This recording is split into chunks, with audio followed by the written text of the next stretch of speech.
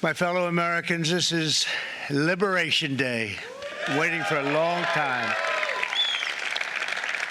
April 2nd, 2025 will forever be remembered as the day American industry was reborn, the day America's destiny was reclaimed, and the day that we began to make America wealthy again. We're going to make it wealthy, good and wealthy. For decades, our country has been looted, pillaged, raped, and plundered by nations near and far, both friend and foe alike. American steel workers, auto workers, farmers, and skilled craftsmen, we have a lot of them here with us today. They really suffered gravely. They watched in anguish as foreign leaders have stolen our jobs, foreign cheaters have ransacked our factories, and foreign scavengers have torn apart our once beautiful American dream. We had an American dream that you don't hear so much about. You did 4 years ago, and you are now, but you don't too often, and for many years and decades even, you didn't hear too much about.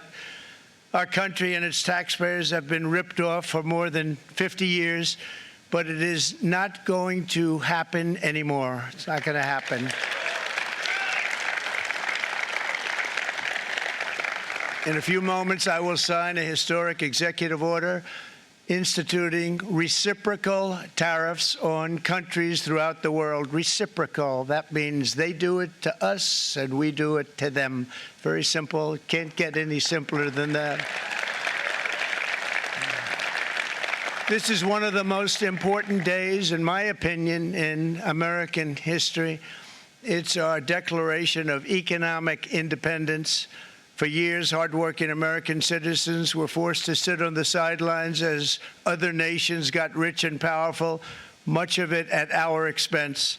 But now it's our turn to prosper, and in so doing, use trillions and trillions of dollars to reduce our taxes and pay down our national debt, and it'll all happen very quickly. With today's action, we are finally going to be able to make America great again, greater than ever before.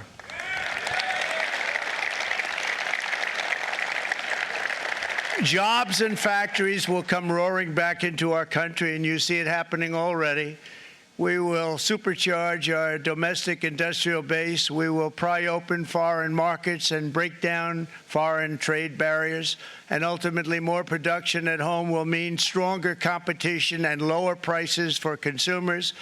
This will be indeed the golden age of America. It's coming back, and we're going to come back very strongly. We're pleased to be joined on this momentous occasion by Vice President J.D. Vance. J.D., thank you. Thank you. Thank you very much. Where are you, J.D.? No, that wasn't too hard to find. I was looking, you know, he likes to take a low-key attitude, so it'd usually be sitting right in front. He's gaining a lot of confidence, Mike, isn't he? And nearly my entire cabinet is here, as well as Speaker Mike Johnson, who's done an amazing job. And with the great success we had last night in Florida, we have a majority of 7. And 7's like a lot when we had it at 1, right? You've done a fantastic job. And many of the members of the House and Senate are with us. Senators, Congressmen, thank you all for being with us. We appreciate it.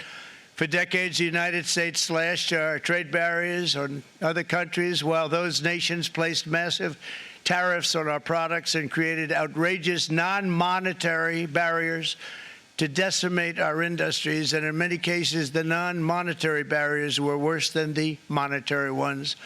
They manipulated their currencies, subsidized their exports, stole our intellectual property, imposed exorbitant VAT taxes to disadvantage our products, adopted unfair rules and technical standards, and created filthy pollution havens. They were absolutely filthy, but they always came to us and they said, we're violating, we should pay for it. It's all detailed in a very big report by the U.S. Trade Representative on foreign trade barriers, and I'll just hold it up for you. It's available, and you don't have to pay too much. As I understand it, you'll pay nothing. It's a lot of work. for something, actually, because it's a special book. It's frankly, it's very upsetting when you read it, when you see what people have been doing to us for 30 years. This all happened with no response from the United States of America, none whatsoever. But those days are over. Let me offer just a few examples of the vicious attacks our workers have faced for so many years.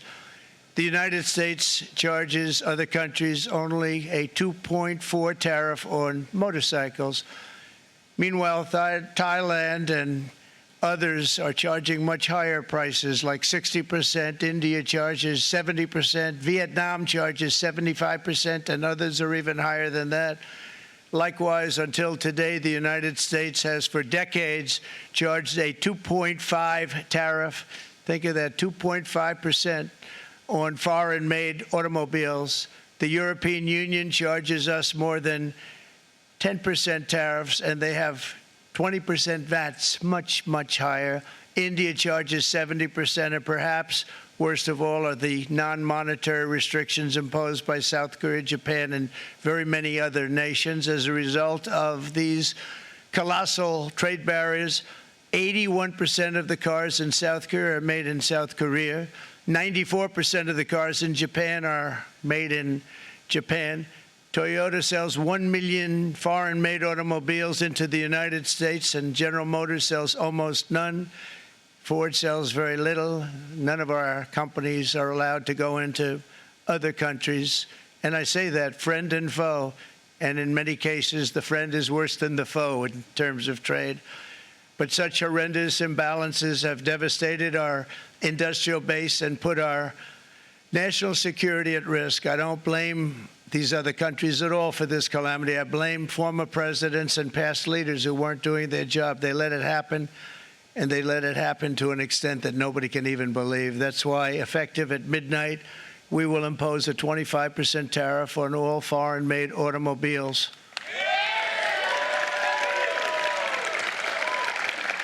Thank you. Brian, I'd like to have you come up here for a second, okay?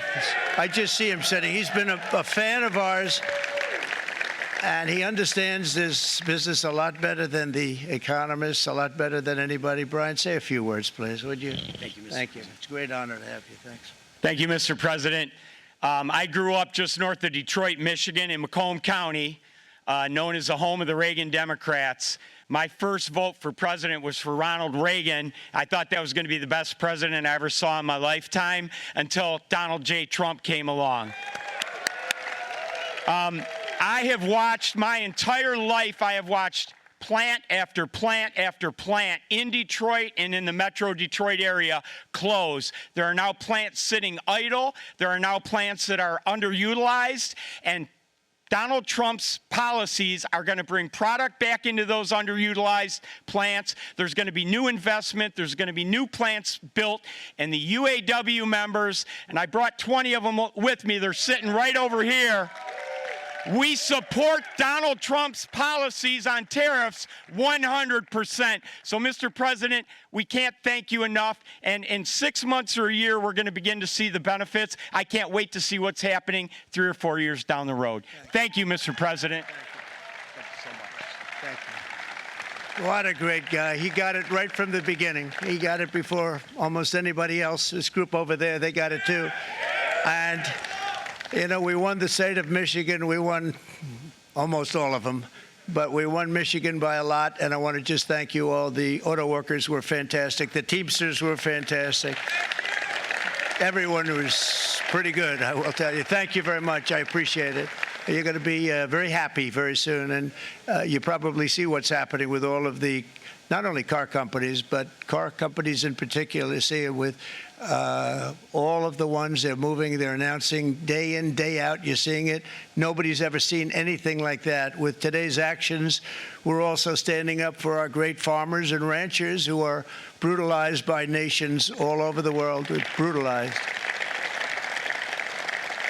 Canada, by the way, imposes a 250 to 300% tariff on many of our dairy products. They do the first can of milk. They do the first little carton of milk at a very low price, but after that it gets bad, and then it gets up to 275, 300%. So when they're figuring what's Canada charging, they say, oh, about 2%, 3%.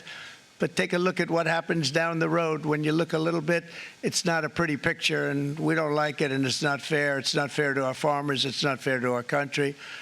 And with countries like Canada, you know, we subsidize a lot of countries and keep them going and keep them in business. In the case of Mexico, it's $300 billion a year. In the case of Canada, it's close to $200 billion a year. And I say, why are we doing this? Why are we doing this? I mean, at what point do we say you got to work for yourselves, and you got to? This is why we have the big deficits. This is why we have that amount of debt that's been placed on our heads over the last number of years, and we're really not taking it anymore. Through non-tariff barriers, the European Union bans imports of most American poultry. You understand? They say, we want to send you our cars, we want to send you everything, but we're not going to take anything that you have. Australia bans, and they're wonderful people and wonderful everything, but they ban American beef, yet we imported $3 billion of Australian beef from them just last year alone. They won't take any of our beef. They don't want it because they don't want it to affect their farmers. And you know what? I don't blame them, but we're doing the same thing right now, starting about midnight tonight, I would say. And China charges American rice farmers an overquota, it's called, a tariff rate of 65%. South Korea charges 50%.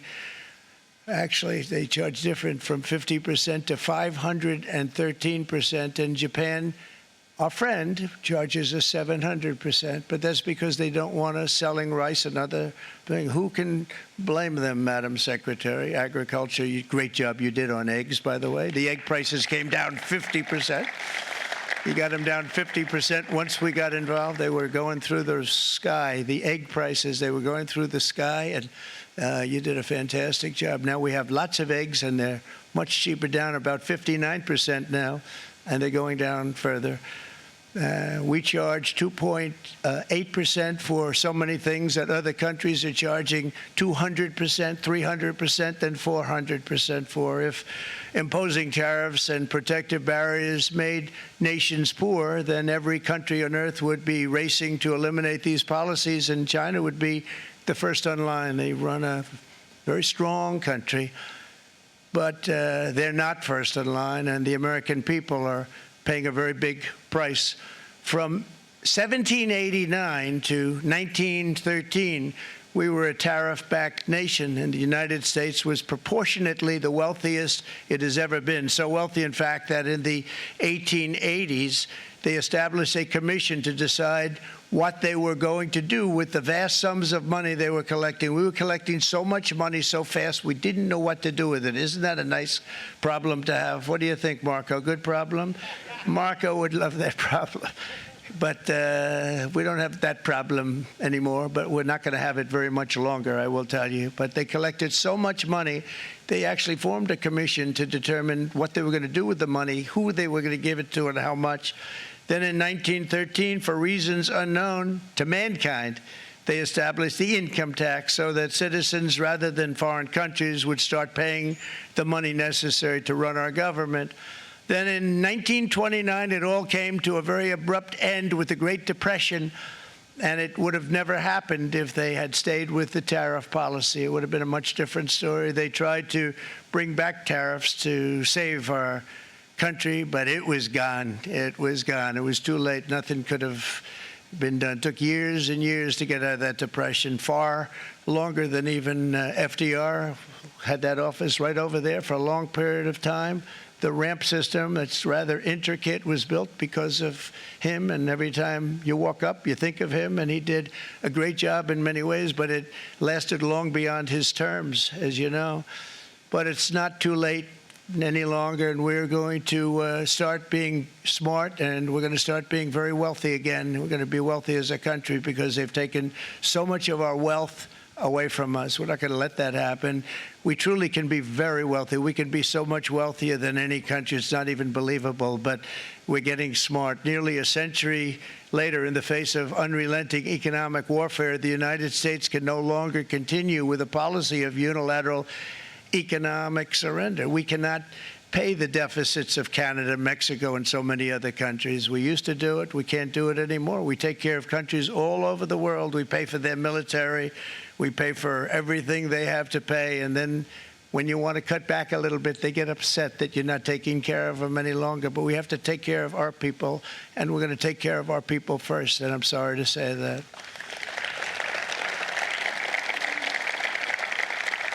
And today we're standing up for the American worker, and we are finally putting America first.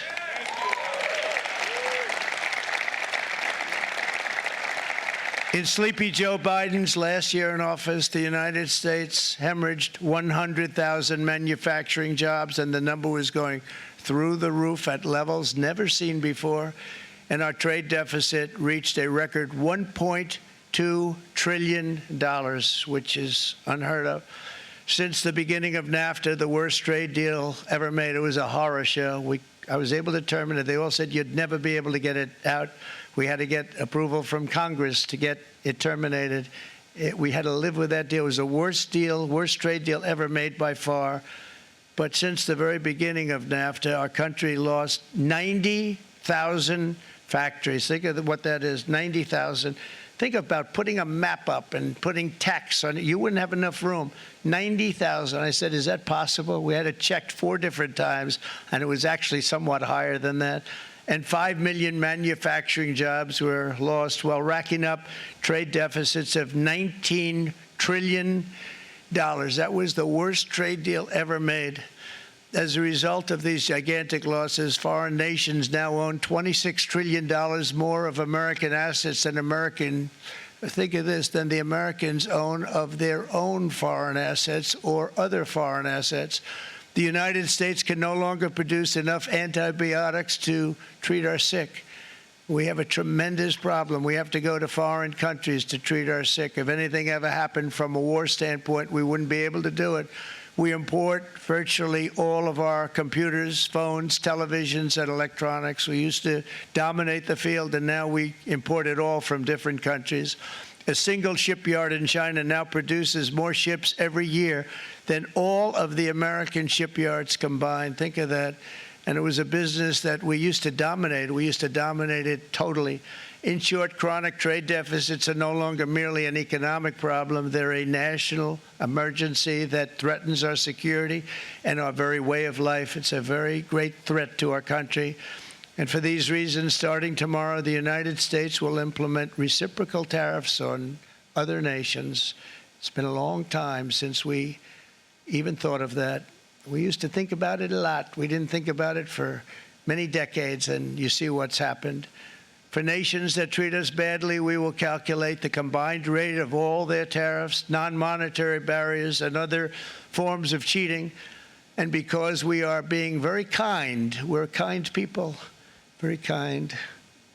You're not so kind when you got ripped off with your salaries. My auto worker friends and my Teamster friends and all of the unions that typically voted Democrat, they're not voting Democrat anymore because worker, whether union or non-worker, they're for the Republicans now.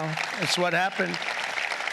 But we will charge them approximately half of what they are and have been charging us. So the tariffs will be not a full reciprocal. I could have done that, yes, but it would have been tough for a lot of countries. We didn't want to do that. I'd like to see the chart if you have it.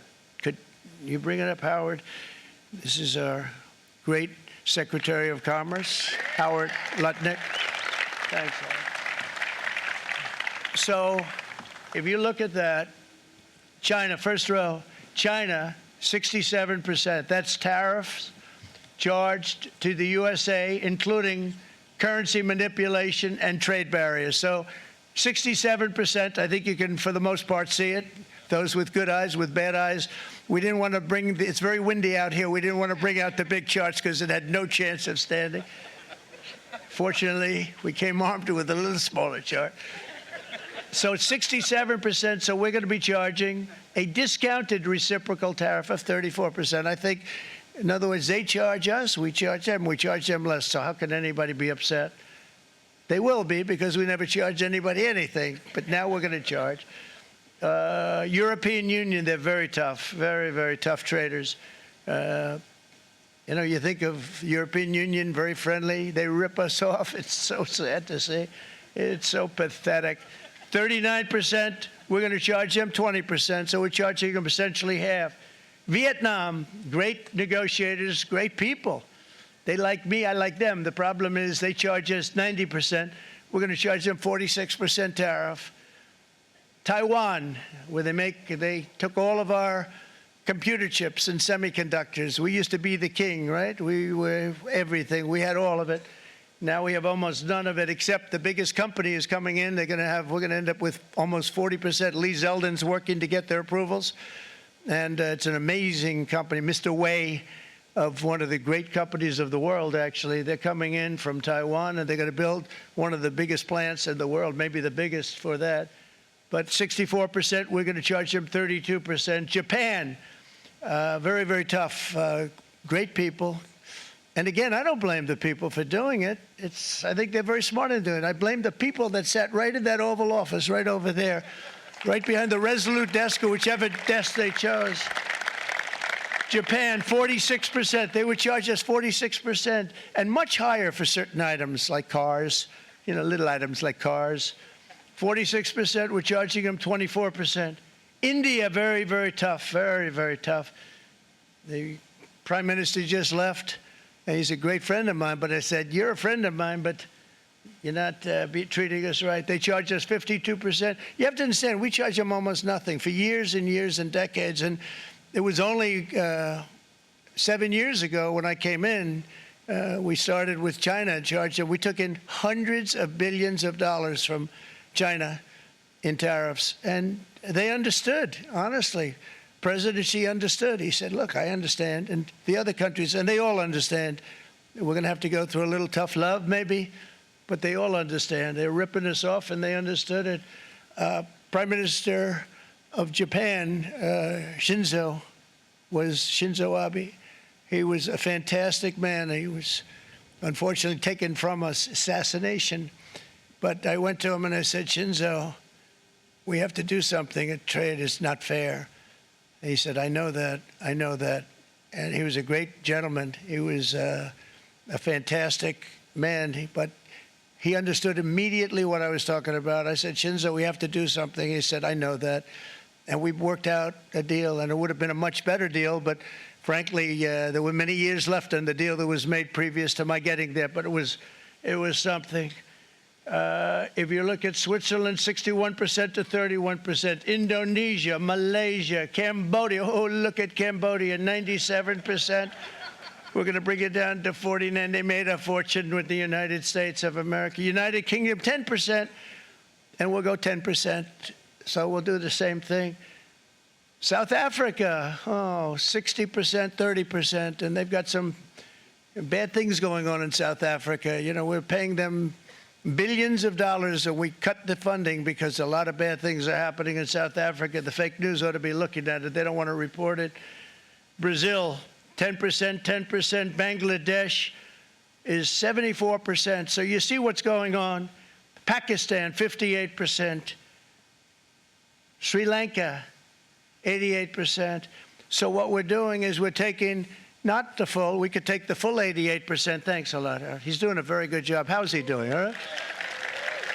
I think you better take it with you. It's not going to last very long.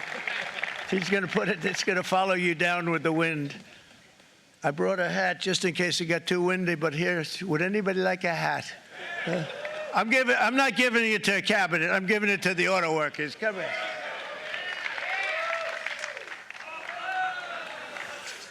Thank you, fellas. Get it. That's it. That's it. They deserve it more than our cabinet. Our cabinet has plenty of hats. But you see the numbers. The numbers are so disproportionate. They're so unfair. At the same time, we will establish a minimum baseline tariff of 10%. You notice that on the chart. And that'll be on other countries to help rebuild our economy and to prevent cheating. So we're going to have a minimum of cheating, and we're going to be very severe on the people that at the gate that watch the tariffs and watch the product coming in, because there's been a lot of bad things happening at the gate because the money is so enormous that you're talking about. There's never been probably anything like it in terms of the enormity. And there are a lot of bad things happen at the people that do the check-in, and they're looking at 10-year jail sentences if they do play. We're going to treat them so good, but if they cheat, the repercussions are going to be extremely strong. Foreign nations will finally be asked to pay for the privilege of access to our market, the biggest market in the world. We're right now the biggest market in the world. We had a great country 4 years ago in terms of the economics. We were doubling up on China. We were doing so well. Nobody was going to catch us, but so much of it slipped away over the last 4 years under Biden. I campaigned on this policy throughout last year, and today that promise was made, and it was also a promise, as you know, that was kept. Promises made, promises kept. To any company that objects to our common sense reciprocal tariffs, again, reciprocal, back and forth, back and forth. And I call this kind reciprocal. This is not full reciprocal. This is kind reciprocal. But what we do is we cut it in half. We charge them. My answer is very simple if they complain. If you want your tariff rate to be zero, then you build your product right here in America, because there is no tariff if you build your plant, your product in America. And we've seen companies coming in like we've never seen before. Likewise to all of the foreign presidents, prime ministers, kings, queens, ambassadors, and everyone else who will soon be calling to ask for exemptions from these tariffs. I say, terminate your own tariffs, drop your barriers, don't manipulate your currencies. They manipulate their currencies like nobody can even believe, which is a bad, bad thing and very devastating to us.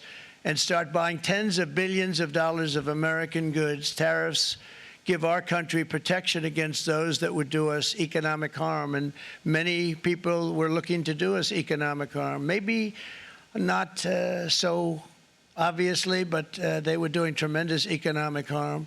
But even more importantly, they will give us growth. These tariffs are going to give us growth like you haven't seen before, and it'll be something very special to watch. I am so looking forward, and Brian, it's going to happen even faster than you said. You know, you might say, but it's already started. It's already started. Work's already begun on plants all around the country, and you see that as before. These are big, rich companies. We have $61 billion started on a big plant going up. It's going to be announced over the next 2 days, and they already started work. Many of these the biggest companies in the world, they've committed to build, build, build. We're going to build, build, build, sir. And they came here to see me, and they wanted to know if they could have a press conference. I do as many as I can. I'm pretty busy trying to stop Russia and Ukraine and the Middle East. We got to stop that. We got to stop the Houthis, which we're making tremendous. They like shooting ships down and out of the water, sinking ships. They get a kick out of it, but they're not getting such a kick out of it now, are they, Mr. Secretary? They're not getting such a kick out of that now. But here are just a short list of some of the companies that have already announced and committed to investment. And this is a company that built its factories and its plants in China. Apple is going to spend $500 billion. They never spent money like that here. They're going to build their plants here. SoftBank, OpenAI, and Oracle, great companies, are investing $500 billion almost immediately. NVIDIA, a hot company, is investing hundreds of billions of dollars. They just announced. TSMC, the biggest, most important company in the world of chips from Taiwan, with no investment from us, is investing $200 billion. And they said the reason was, number one, the election of November 5th, and number two, the tariffs. They don't want to pay the tariffs, and the way they're not paying it is to build their plant here. So we're going to go from almost no percentage. We used to have 100% of the chip market. Now it's all in Taiwan. Almost all of it's in Taiwan. A couple of other countries, but mostly in Taiwan. And Think of it. We had 100%. We lost it because of people in that office that didn't do their job. They allowed it to be stolen from us. Johnson & Johnson, great company, $55 billion. Eli Lilly, $27 billion. Meta is investing $500 billion. Wow. DeMac is investing $20 billion. CMA, CGM, $20 billion. And then you have Merck and Clarios, Stellantis, General Motors, GE Aerospace, Honda, Nissan, Hyundai are all putting in billions and billions of dollars, and they're committed 100%. So. And we've never had, and this is after 2.5 months. This is after just a short, this all took place as soon as we came out with what everybody wanted to do. You know, I watched a gentleman today on television, used to work with Lee Iacocca, a very respected automobile person, and he said, you know, because they're asking people, they try and get as many negative people as they can, but they can't find them too much. It's pretty hard to find in terms of what we're doing, especially when they see all this investment. They said, so tell me, what do you think of what Trump is doing from the automobile standpoint? He said, I can't believe it. Somebody is finally, he's an older guy, real pro, really top guy, with Lee Iacocca. He said, I never thought I'd see the day when this would happen, where somebody had the courage to go and do what has to be done. This is transforming our nation. Our entire nation is going to be transformed, not only with the cars, but on every single other item that's built. We're going to become an industrial powerhouse. And he said that so beautifully today. In fact, I'm going to find out, I'm going to get a tape, and Bruce, I'm going to get that tape, and I'm going to send it to you out in Long Island, and you're going to play it for the people. And all your union workers and your non-union workers out there, you got a pretty even split. But we have, so far, it looks like we're going to have about $6 trillion of investments, and you wouldn't do that in years in this country over the last number of years. $6 trillion, and that's going to be much higher by the end of the year. And think of what $6 trillion is. You wouldn't have even a small percentage of that under this other system. We're going to be an entirely different country, and it's going to be fantastic for the workers. It's going to be fantastic for everyone. There will never have been a transformation of a country like the transformation that's already happening in the United States of America. It's an incredible thing to watch, and it's incredible to meet with the top people, people that you read about, very wealthy people, or people that are great managers and executives and presidents of big public companies, and to watch the enthusiasm they have now that they didn't have. They gave up on our country. They went to foreign countries and they built. Companies are pouring into our country at levels never seen before, with jobs and money to follow, and it's really beautiful. In the coming days, there will be complaints from the globalists and the outsourcers and special interests and the fake news. Always, the fake news will always complain. But never forget, every prediction our opponents made about trade for the last 30 years has been proven totally wrong. They were wrong about NAFTA. They were wrong about China. They were wrong about the Trans-Pacific Partnership, which would have been a disaster if I didn't terminate it. If I didn't terminate that, United Auto Workers, you would have had no jobs in this country. You would have had no jobs. It was all going to other countries. In my first term, they said tariffs would crash the economy. Instead, we built the greatest economy in the history of the world. And again, I have great respect for President Xi of China, great respect for China, but they were taking tremendous advantage of us, and I commend them for that. I say, hey, if you can get away with it, that's okay. But, you know, they understand exactly what's happening, and they probably, most of them are saying it's about time they did something, but, and they're going to fight, and they're going to fight fair. Everyone's going to fight. You know, it's like, I say to the leaders, look, you got to take care of your country, but we have to start taking care of our country now.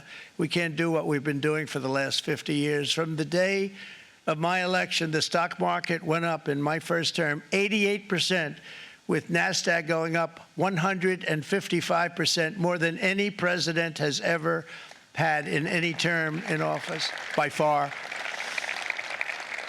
And I think we're going to blow that away. And maybe the numbers won't show, but I think they're going to show much better than even those numbers. But what you're going to see is you're going to see activity, that empty, dead sites, factories that are falling down, those factories will be knocked down, and they're going to have brand new factories built in their place. They're not only talking about renovating, they're talking about brand new, the best anywhere in the world, the biggest anywhere in the world. I have a friend who builds car plants, and I said, I want to see the biggest and the best. He said, well, we have to go to Mexico. I said, no, I want to see it in the United States. He said, we're not building them in there. This is a year and a half ago during the campaign. He said, we're not building it. You'd have to go to Mexico. When I was starting to decide to run, and I went to #1 in the polls very rapidly, I want to say, like let's say in the first hour, and then shortly thereafter, it looked like I was going to win, and the fake news was saying, "Oh no, don't do this." What they don't know is if I didn't win, they would have really been in trouble, because nobody wants to read them anyway. But I tell you what, when it looked like I was going to win, I announced that I was going to be doing exactly what we're talking about today. Great consistency, actually, because I've been talking about it for 40 years, but because I saw what was happening 40 years ago. If you look at my old speeches when I was young, very handsome, my old speeches, and that people would say, I'd be on a television show, I'd be talking about how we were being ripped off by these countries. I mean, nothing changes very much. The only thing that changed were the countries, but nothing really changes. But it's why it's such an honor. It's such an honor to be finally able to do this. If you look at China, I took in hundreds of billions of dollars in my term, hundreds of billions. They never paid 10 cents to any other president, and yet they paid hundreds of billions, so much so that Biden couldn't do anything. They wanted to try and terminate it because he had a very special relationship with China. You know what the relationship was? He had a special relationship. But the numbers were so big, that they couldn't do it. So they did ease it up. They did things that they shouldn't have done. They made it a lot more comfortable for them, but they couldn't do it because the numbers were hundreds of billions of dollars, and I did that. And we were on our way to doing something like incredible. And then we had a very bad election happen, a lot of bad things happened. So when I said we got to do it again, I said we have to make it too big to rig, and we made it too big to rig, and we won in records, and it was a monumental win. And it was such an honor to see so many of you, like Brian and your friends, here with us to celebrate, and to more importantly celebrate what we're doing, because that wouldn't be a full celebration if we didn't do this, because this will be an entirely different country in a short period of time. It'll be something the whole world will be talking about it. The critics made the very tired predictions earlier this year, but in February, core inflation dropped to the lowest rate in 4 years, and the price of eggs, as you know, just in a month and a half, we were there for 4 weeks, and the first week I got blamed for eggs. I said, I just got here. They said eggs have gone up at like 250%, and you can't get eggs, and they were going crazy. And I said, I just got here. And then we got to work on eggs, and we got to work on everything. And our great Secretary of Agriculture, you did a fantastic job, Brooke Rollins. She did a fantastic job. And as I said before, the price of eggs dropped now 59%, and they're going down more, and the availability is fantastic. They were saying that for Easter, please don't use eggs. Could you use plastic eggs? I said, we don't want to do that. We want to, and you really came through. It's an amazing job. Thank you very much, Brooke. You did great. But likewise, an old-fashioned term that we use, groceries. I used it in the campaign. It's such an old-fashioned term, but a beautiful term, groceries. It sort of says a bag with different things in it. Groceries went through the roof, and I campaigned on that. I talked about the word groceries for a lot. And energy costs now are down, groceries are down, gasoline is way under $3, and people are beginning to be able to buy things and live again. We brought prices way down. We created 10,000 already in a few weeks, new manufacturing jobs, and it was that took place in 1 month, numbers that they haven't seen in a long time. We had virtually no inflation under my term. We had virtually no inflation for 4 years. But after transitioning over to Sleepy Joe, it went from almost non-existent to the highest in the history of our country. They're the highest inflation in the history of our country, brought up by energy and bad spending and bad policy, and a lot of bad things happened. How about allowing millions and millions and millions of people to pour into our country with open borders, where it's so sad to see even now. And I see our great secretary you have done. Stand up, please, Christy. Stand up. Christy Nome and Tom Homan. These people are doing a great job, but gotten them out in records. We have problems with judges that don't want them to go out. They want Tren de Aragua, and they want MS-13, the most vicious gangs ever. Nobody's ever seen anything like it. Absolute killer gangs. They kill people. They don't even think about it. And we put them out, and we have judges now, radical left judges that they don't want them to go out. They want them to even be brought back. Let's bring them back. You've done a fantastic job, and please thank everybody. Homeland Security, thank everybody. Appreciate it. And we now have a border that's the best border that we've ever had, even better than it was my first term. My first term we did good, but this one we really specialized in. We've done really well. And we had records then. We had the best, safest border. 4 years ago, we had the best border there ever was. And now we have, you've actually matched it and done even better. And we're going to get it down the right way. And we want people, by the way, to come into our country, but we want to come in through a legal process. We want them to come in legally. We need more people. We need people to run these plants and to help the auto workers and the Teamsters and the non-union people and everybody else. But we need people and the farmers. And we're going to let people come in, but they want to come in. We want them to come in legally. They have to have the capability of loving our country, not people that hate our country. We don't want them in our country. And now we're going to pass the largest tax cuts in American history, and that's where we're relying on Mike and John Thune. And we will not cut Social Security, Medicare, or Medicaid benefits, and the Democrats will, because if they got in, the entire economy would collapse. This country was heading for a collapse under the people that you saw. They were horrible.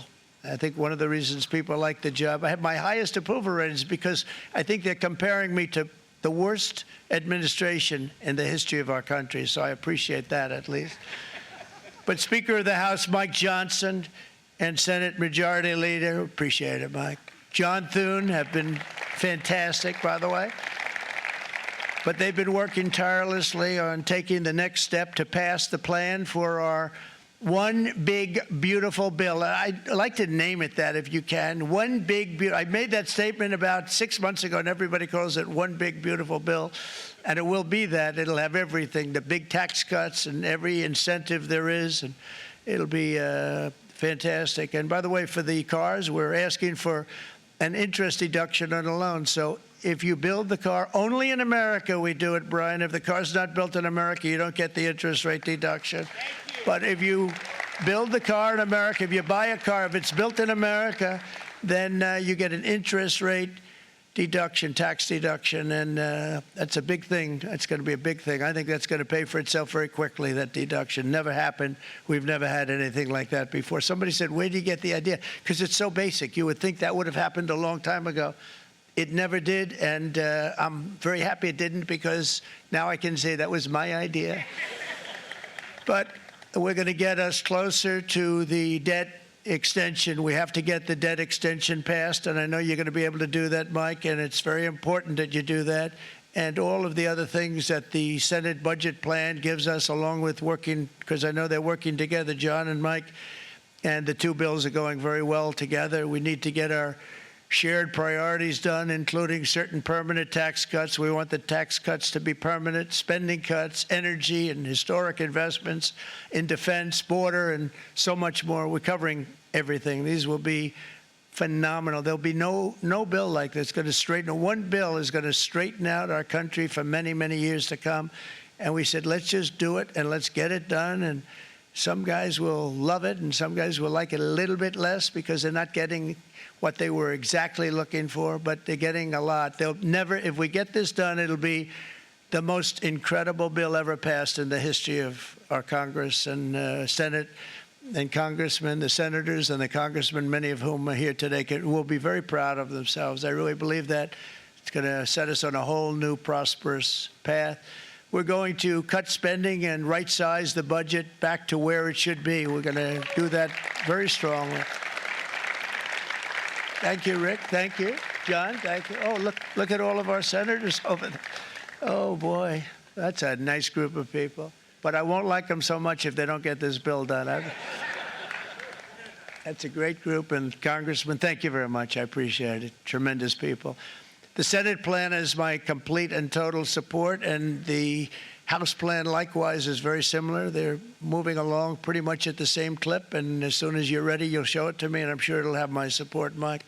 Every Republican congressman and senator must unify. We have to unify. We can't be separated. We have to get it done. We have to get absolutely everything we can, and we have to take care of the American people. That's the only thing that matters. We have to take care of the American people first. We need to pass this bill immediately, get it done, including debt extension. From this day on, we're not going to let anyone tell us that American workers and families cannot have the future that they deserve.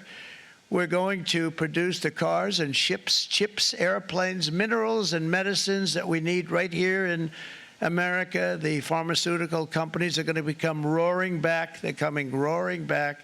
They're all coming back to our country, because if they don't, they got a big tax to pay. And if they do, I'll be very happy, and you're going to be very happy, and you're going to be very safe. We're going to build our future with American hands, with American heart, American steel, and we're going to build it with American pride like we used to. We're approaching our 100th day as president, and have been given credit by a lot of people, actually, even some of the fake news. Can you believe it? Which in this case hopefully isn't fake, for having done more in that time than any other administration in the history of our country in the first 100 days. I think we've had an amazing, in terms of what we've done, what we've gotten accomplished. I'd like to see if we can get that war ended and another war from not starting in the Middle East. We have to get Russia. They're losing 2,000 on average, 2,500 people a day, young people, soldiers, Russian. Think of that. 2,500 through some days, but on average, probably over about a 1 week period, it's 2,712, they say. They're losing those soldiers. They're dying. They're being decimated. And they're not from our country, but they're from other countries. But they're human beings. They're from Russia. They're from Ukraine in this period, most of them. And we're going to get it stopped. It's a senseless war that would have never happened if I was president, and it shouldn't be allowed to go on. And I think we're being given good cooperation by Russia and by Ukraine, but we have to get it stopped. It's humanity. It's humanity. It's a terrible thing. This will be a very big moment. I think you're going to remember today. It's going to be a free nation that we're dealing with. We're going to have a very free and beautiful nation. It's going to be Liberation Day in America, and it's going to be a day that hopefully you're going to look back in years to come and you're going to say, you know, he was right. This has turned out to be one of the most important days in the history of our country. God bless you, and God bless America. Thank you, everybody. Thank you very much. Thank you. Thank you very much.